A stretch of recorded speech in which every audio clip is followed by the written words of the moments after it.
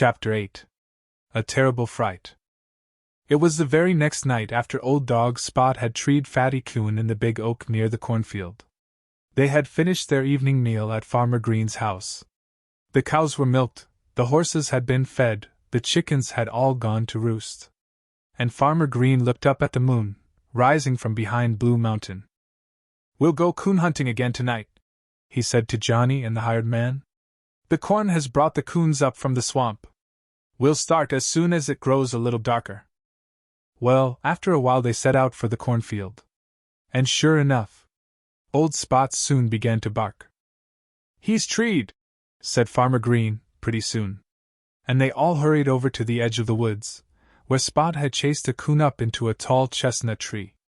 In the moonlight they could see the coon quite plainly. "Another little feller!" cried Farmer Green. "I declare, all the coons that come to the cornfield seem to be young ones. This one's no bigger than the one we saw last night." Now, although Farmer Green never guessed it, it was Fatty Coon who was up there in the tall chestnut. He had run almost to the woods this time, before he had to take to a tree. In fact, if Spot hadn't been quite so close to him, Fatty could have reached the woods, and then he would have just jumped from one tree to another. But there were no trees near enough the big chestnut for that. Fatty had to stay right there and wait for those men to pass on. He wasn't afraid. He felt perfectly safe in his big tree.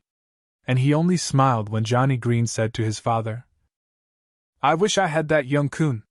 He'd make a fine pet." "A pet!" exclaimed Farmer Green. "You remember that pet fox you had that stole my chickens?"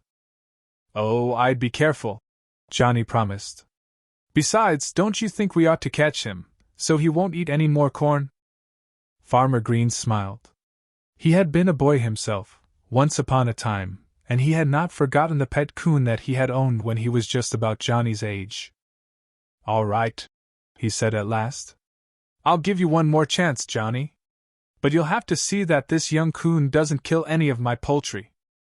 Johnny promised that nothing of the sort should happen.